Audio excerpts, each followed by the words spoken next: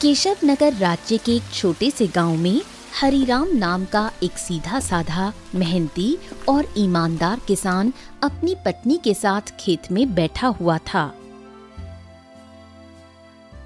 देखना, हमारी फसल इस साल बहुत अच्छी होगी। हाँ, क्योंकि मेरी मेहनत के साथ साथ मेरे खेत की जमीन पर तुम्हारी मेहनत का पसीना भी शामिल है अर्चना। हाँ।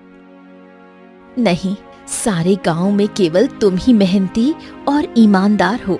तुम्हारे पास जमीन तो कम है, लेकिन तुम्हारा दिल बहुत बड़ा है। कुछ देर बाद दोनों पति पत्नी घर चले गए।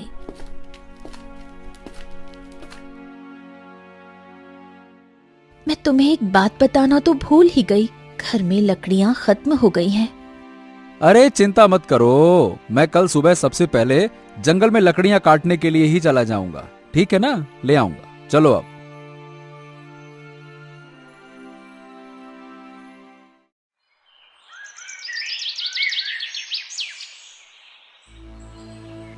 अगली सुबह हरिराम लकड़ियां काटने के लिए जंगल चला गया।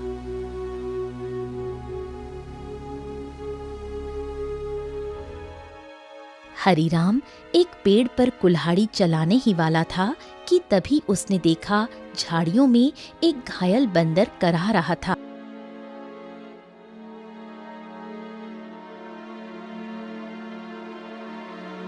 हे भगवान, बाप रे, इस बंदर को तो लगता है किसी ने बुरी तरह से घायल कर दिया है। जरूर किसी जंगली जानवर ने इसके ऊपर हमला किया होगा। बताओ भला, बेचारे का हाथ खून से भरा हुआ है। ओहो हो। हरिराम बंदर के पास बैठा था। काश तू बोल सकता तो बता सकता कि तेरी तकलीफ कहाँ है। फिलहाल तो तेरे हाथ में खून दिख रहा है, लेकिन जिस तरह से तू दर्द से तड़प रहा है ना, बाप रे, तकलीफ तो कहीं और ही है। उसी समय वहां एक साधु आ पहुंचा। कौन हो तुम और बंदर से क्या बातें कर रहे हो? प्रणाम साधु महाराज, मैं तो बस लकड़ियां काटने के लिए जंगल में आया था। इस घायल बंदर को देखा तो इसके ऊपर तरस आ गया। लगता है किसी जंगली जानवर ने हमला किया है इसके ऊपर। देखिए ना, इसके हाथ से खून बह रहा है, लेकिन जिस तरह ये दर्द से तड़प रहा है, मुझे तो लगता है कि इसे कहीं और ही तकलीफ है।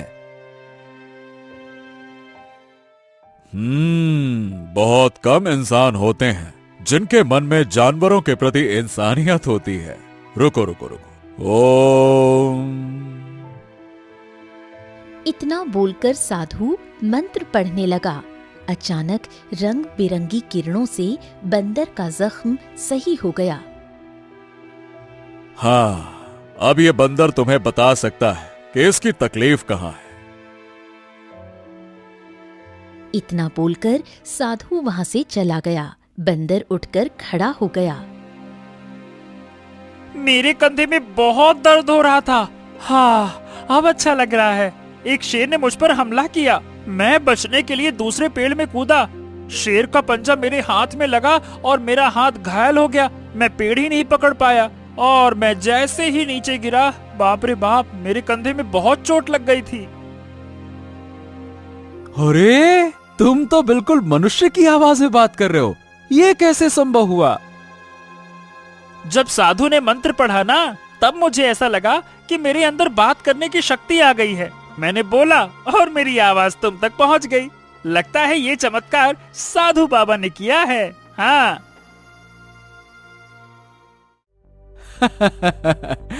अच्छा ये बताओ, तुम मेरे घर पे चलोगे?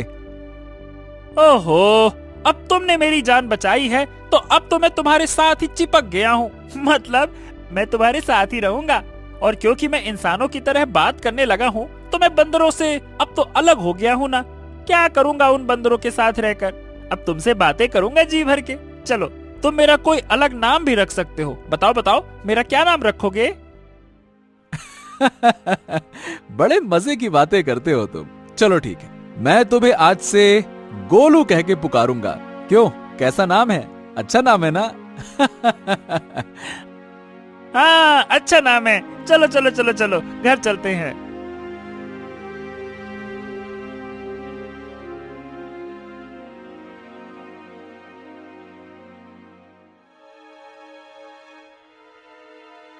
अरे, ये जंगल से तुम बंदर को क्यों पकड़ लाए? हरीराम पूरी घटना अर्चना को बताने लगा। क्या क्या वास्तव में बंदर बात कर सकता है? अरे तुम स्वयं पूछ लो। क्या नाम है तुम्हारा? मेरा नाम गोलू है। हरीराम ने मेरी जान बचाई है और अब मैं उसका साथी हूँ। साथी क्या, अब तो मैं तुम्हारे परिवार का हिस्सा हूँ। हाँ। अर्चना आश्चर्य में पड़ गई। समय बीतने लगा। गोलू की मौजूदगी घर में नई जान ले आई थी। धीरे धीरे गोलू अर्चना के काम में हाथ बटाने लगा। गोलू अब हरीराम का सच्चा साथी बन चुका था। एक दिन गोलू हरीराम से बोला, हरीराम, अब मैं भी तुम्हारे साथ खेत में चलूंगा। क्या करूंगा घर में बैठे बैठे, मुझे भी चलना है। अरे गोलू, खेत का काम आसान नहीं होता, बहुत मेहनत लगती है। क्या करोगे तुम वहाँ पे? अरे क्या करूंगा क्या, मैं भी तुम्हारे साथ मेहनत करूंगा। और क्या मुझे कम मेहनती समझा है क्या? बस डर ये है कि गांव वालों ने तुम्हें बोलते हुए देख लिया ना, तो वो न जाने क्या समझेंगे। अरे पर जब मैंने तुमसे पहली बार बात की थी तो क्या तुम डरे थे क्या, बताओ? देखो गोलू, मैं दुनिया को जानता हूँ। हर कोई मेरे जैसा नहीं होता है जो तुम्हें समझ सके। ओहो, मुझे दुनिया से क्या है लेना देना, मुझे तो तुम्हारे संग है रहना। मेरा मतलब ये है कि मुझे बस तुमसे मतलब है, क्योंकि मैं तुम्हारा साथी हूँ। हाँ। हरीराम मुस्कुराया और अगले दिन गोलू को साथ लेकर खेत चला गया। कुछ ही दिनों में गोलू ने खेती की हर बात सीख ली। अब वो हरीराम का सच्चा मददगार बन गया था।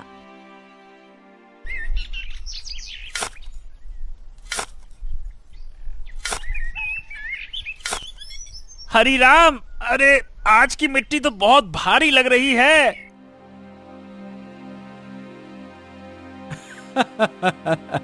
गोलू, अब तो तू पक्का किसान बन गया है। मिट्टी का भी फर्क समझने लगा है। गोलू की बात अब गांव में फैलने लगी थी और ये बात आखिरकार पहुंची जमींदार चौधरी के कानों तक। क्या हरीराम के घर एक बंदर है जो इंसानों की तरह बोलता है? हाँ जमींदार साहब, मैं खुद देख चुका हूँ। अरे मैंने तो उसे बोलते हुए सुना भी है। पहली बार तो मैं डर गया था। अरे भैया, तो फिर उस बंदर को लेकर तमाशा करना चाहिए, उससे तो बड़ी अच्छी कमाई होगी। ये बात आपने बिल्कुल पते की कही जमींदार साहब। जमींदार की हंसी कुछ देर चली, फिर वो गंभीर हो गया। इस हरीराम की जमीन पर मेरी नजर बहुत समय से है। बाकी सब तो मेरे कर्जदार बन चुके हैं, पर ये ससुरा हरीराम ये कभी झुका ही नहीं। उसकी जमीन बहुत उपजाऊ है जमींदार, बंजर में भी फसल उग जाती है। अरे इसमें मिट्टी का कोई खेल नहीं है भीमा। उसकी किस्मत और सितारे बुलंद है, पर जिस दिन वो सितारे गिरेंगे ना, उसी दिन ये खेत मेरा होगा और हरीराम मेरे कदमों में होगा, देख लेना तुम।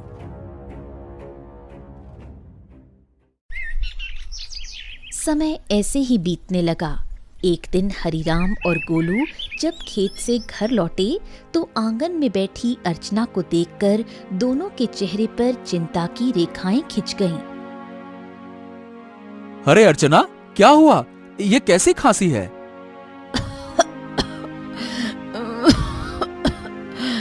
कुछ दिनों से खांसी हो रही है, अब तो दिन ब दिन और भी बढ़ती जा रही है।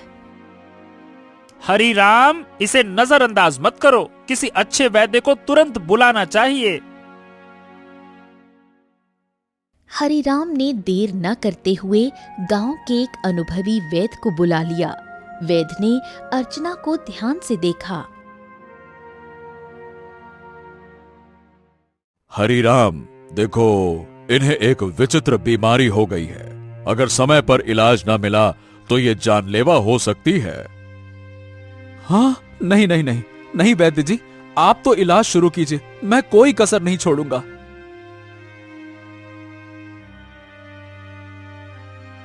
उस दिन से हरिराम का सारा धन अपनी पत्नी के इलाज में लगने लगा। हफ्तों बीतते गए और एक दिन ऐसा आया जब उसकी सारी जमा पूंजी खत्म हो गई। उस दिन हरिराम घर पर अकेला बैठा था।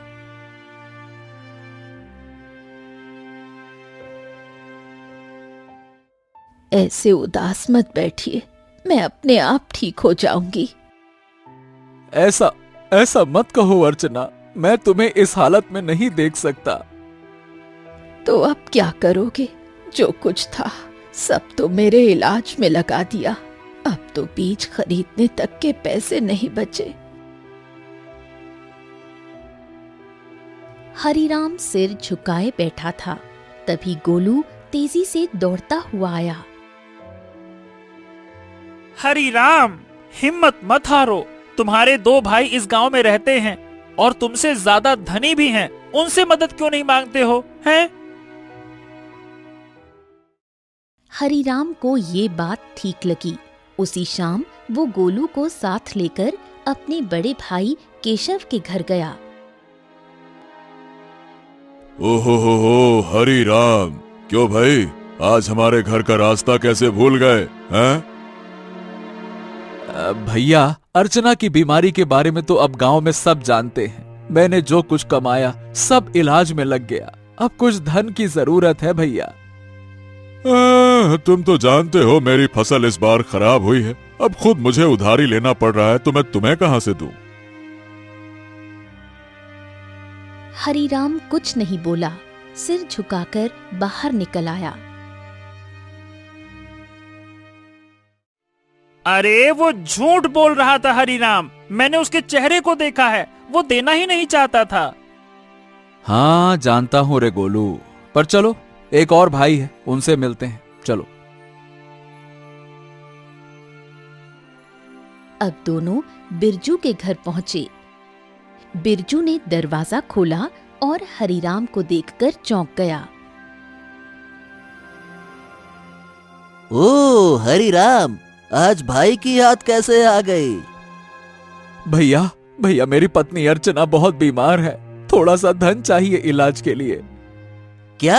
अरे बंटवारे में वैसे भी तुझे ज्यादा जमीन मिल गई थी, उसे बेच नहीं देता? मेरे पास धन का पेड़ लगा है क्या जो मांगने चला आया?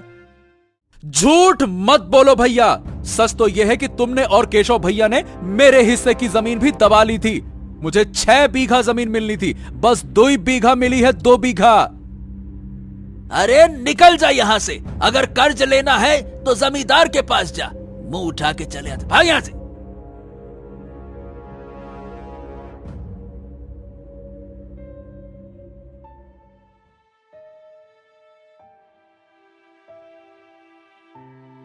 कैसे भाई हैं तुम्हारे हरिराम, एक भी मदद को तैयार ही नहीं है। हाँ, इस दुनिया में इंसान ऐसे ही होते हैं, मतलबी, अपना पराया कुछ नहीं देखते। तो अब क्या करोगे? क्या जमींदार के पास जाओगे?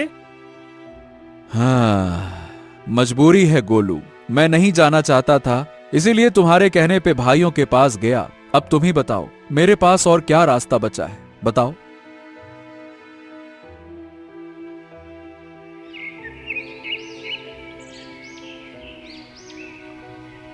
अगले दिन हरिराम और गोलू जमींदार की हवेली में जा पहुंचे। उम्मीद उसे कम थी, मगर अपनी पत्नी की खातिर उसने खुद को झुका दिया था। मैं जानता था हरिराम, एक न एक दिन तू चलकर मेरी हवेली में जरूर आएगा भैया। आपने बिल्कुल सही कहा था मालिक, जब तक इसकी किस्मत चमक रही थी तब तक बहुत अकड़ में चलता था। अब देखो कैसा मुरझाया मुरझाया सा खड़ा है। ए जमींदार, तुम्हें किसी की हालत का मजाक उड़ाने का हक नहीं है। लोग तुम्हारा सम्मान करते हैं, तुम्हें भी दूसरों का सम्मान करना चाहिए, समझे? ए बंदरवा, बकवास बंद कर। तू इंसानों की तरह बोलता है, इसका मतलब ये नहीं है कि तू इंसान बन गया है, समझा? हाँ भैया हरिराम, बताओ बताओ क्यों आए हो? क्या बताएं, आपको तो सब पता है, मेरी पत्नी बीमार है, सारा धन इलाज में चला गया, कुछ धन की आवश्यकता है। अच्छा, धन चाहिए तो भैया मेरी शर्तें सुन लो। ब्याज 50% और बदले में कुछ गिरवी रखना होगा। हाँ, मेरे पास कुछ बचा है क्या जो गिरवी रखूं? जो सोने के आभूषण थे वो भी इलाज में बिक चुके हैं। अरे है ना, क्यों नहीं है? तेरे पास 2 बीघा जमीन है, भैया उसे गिरवी रखो। वक्त पर कर्ज चुकाएगा तो जमीन तेरी वरना मेरी, सीधा हिसाब। बोलो भैया। हरीराम सोच में पड़ गया। उसे अपनी पत्नी का जीवन बचाना था, मगर कीमत बहुत बड़ी थी। अरे ये तो सरासर अन्याय है। तुम किसी की मजबूरी का फायदा उठा रहे हो। ऐसे तो हरीराम कभी कर्ज ही नहीं चुका पाएगा। ए हरीराम, पहले तो तू इस अपने पालतू बोलने वाले बंदर को ले जा यहाँ से, नहीं तो मेरा मन बदल गया तो हो गया तेरा काम। जब से आया है पटर पटर पटर पटर। चुप कर। हरीराम चलो मेरे साथ, ये कर्ज मत लो, चलो। गोलू, मेरे पास अब और कोई चारा नहीं है। अरे तुम बस चलो तो, मैं तुम्हारी मदद करूंगा ना। हाँ चलो मेरे साथ। हरीराम गोलू के साथ चला गया। हवेली के भीतर जमींदार और भीमा गुस्से से खौल रहे थे। ए मालिक, हरीराम तो हाथ से निकल गया। अरे चिंता मत कर बेटा, मजबूरी उसे फिर लौट आएगी। कितना दूर जाएगा वो?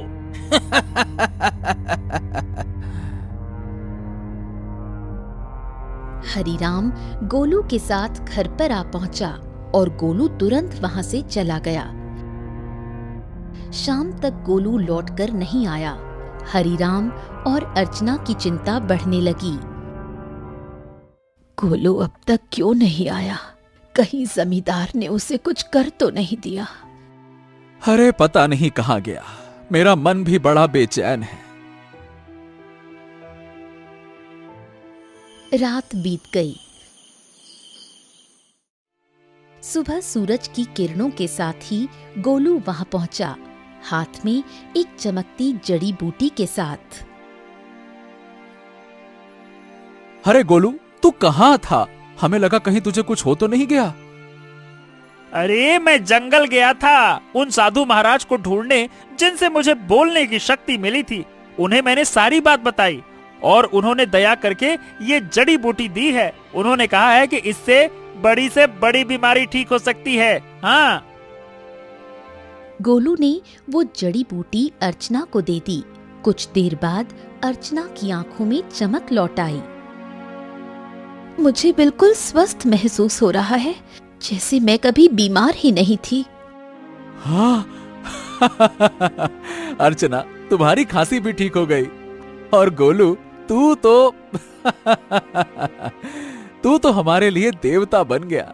अगर तू नहीं होता तो मैं जमींदार से कर्ज लेकर अपनी खेती भी खो बैठता।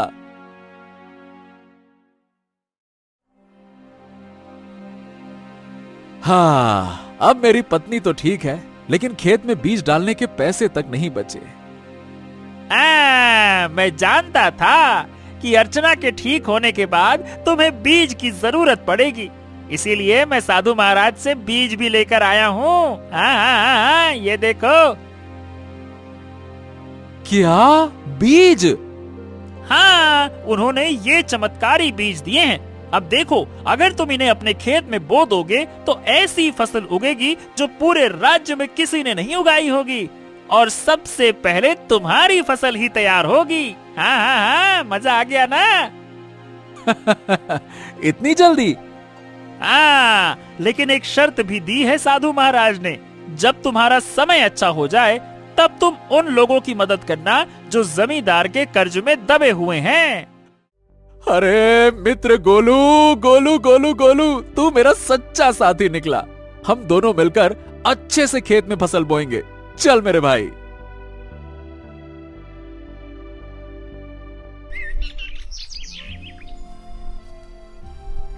अगले ही दिन हरीराम, गोलू और अर्चना ने मिलकर खेत जोता, बीज बोया और आकाश की ओर देखकर मेहनत का वादा किया। कुछ ही दिनों में हरीराम के खेत में ऐसी फसल लहराई जैसे किसी ने पहले कभी नहीं देखी थी। गांव वाले चकित रह गए। अरे देखो रे देखो, हरिराम के खेत में तो जैसे सोने जैसी फसल लहरा रही है। हाँ हाँ हाँ हाँ हाँ। हाँ, हमारी फसल तो अभी जामी भी नहीं है और इसकी तो फसल भी तैयार हो गई। और उसकी बीवी अर्चना, जो कि महीनों बीमार रही, अब रोज खेत में काम करती है। भैया, ये तो कोई चमत्कार ही लगता है।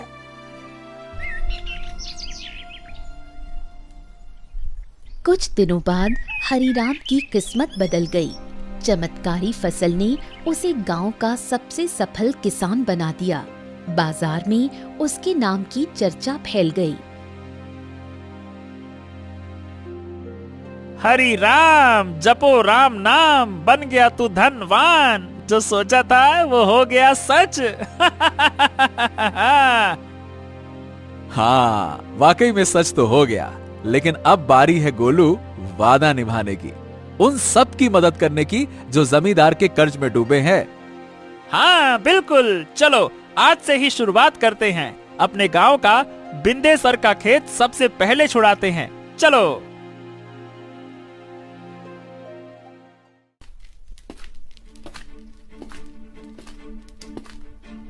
हरीराम और गोलू ने अपना मुनाफा इकट्ठा किया और एक एक कर गांव वालों का कर्ज चुकाने लगे।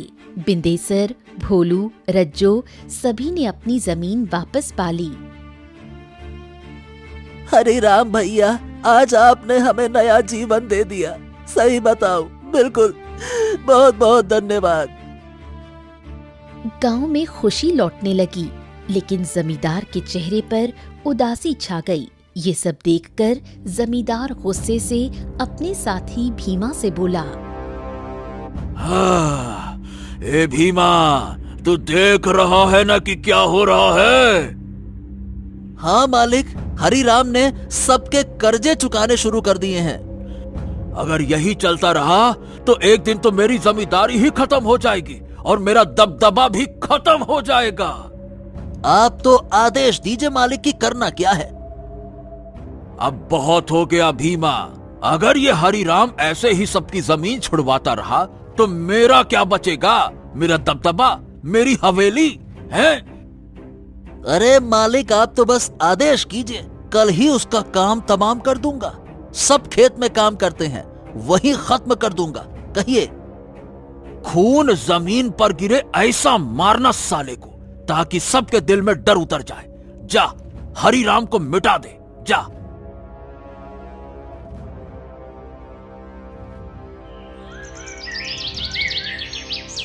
सुबह का सूरज उगा, लेकिन किसी तूफान से पहले की शांति जैसा लग रहा था। हरिराम खेत में बीजों को देख रहा था, जो अब सोने जैसे चमकते दिखते थे। अरे गोलू, देख तो, ये फसल तो जैसे गाना गा रही हो। तुम्हारे हाथ की छुअन में जादू है। हाँ बिल्कुल सही कह रहे हो मित्र। इस बार की फसल सोने की फसल जैसी उगती हुई दिख रही है। वाह वाह वाह वाह वाह वाह। इतना बोलकर अचानक गोलू एक ओर हट गया। सच तो ये था कि गोलू को किसी की आहट की भनक लग चुकी थी। तभी वहां जमींदार और भीमा आ पहुंचे। भीमा के हाथ में लंबा बर्छा था। हरिराम झुका हुआ था। अब भुगतो किसान। जैसे ही भीमा ने हरिराम की ओर बर्छा फेंका, एक छलांग, एक चीख, एक वार, लेकिन हरिराम पर नहीं, गोलू पर। गोलू! नहीं नहीं, ये क्या किया तूने? तुम्हारे लिए मित्रता का मतलब सिर्फ साथ नहीं होता, कभी कभी बलिदान भी होता है। तूने मेरी जान बचाने के लिए अपनी जान दांव पर लगा दी। क्योंकि तुम मेरे साथी हो और मैं तुम्हारा।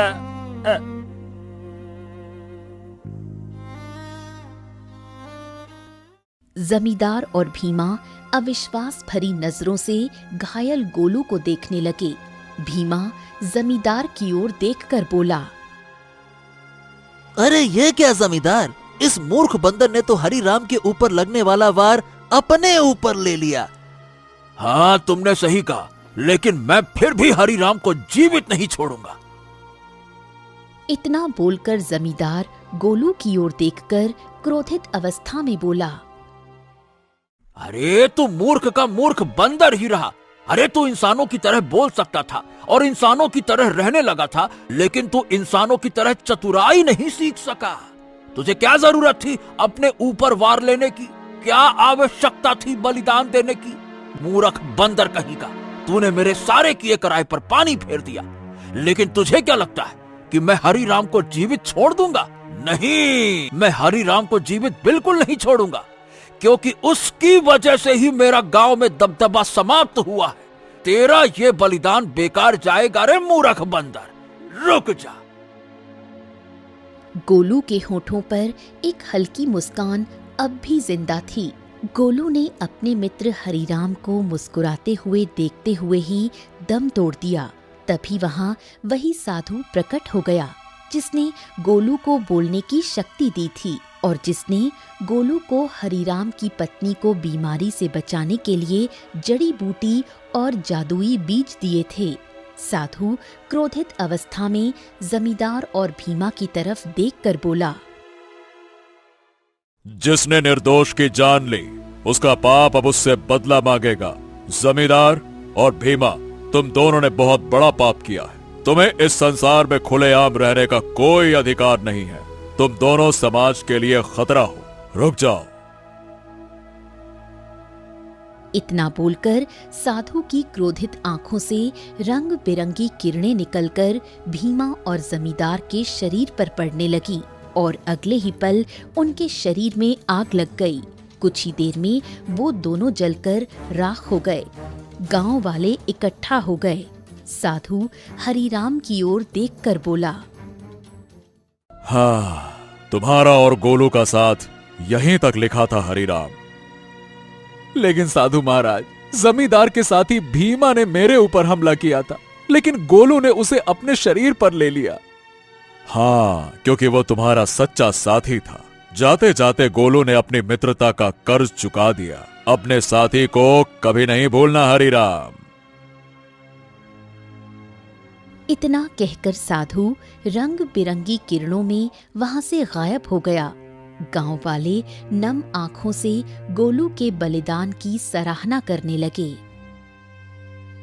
अरे ये कोई साधारण बंदर नहीं था भैया, देवता था, देवता, हरिराम का सच्चा साथी। हाँ भैया, इसने अपनी जान दे दी और हम सबको बचा लिया। बहुत अच्छा बंदर था। कुछ दिनों बाद हरिराम ने नम आंखों से गोलू की याद में उसी खेत में एक पौधा लगाया जो आगे जाकर बना साथी वृक्ष। गोलू, तेरे बिना सब अधूरा लगेगा, लेकिन तू मिटा नहीं। तू हर उस फसल में है जो इस धरती से उगेगी।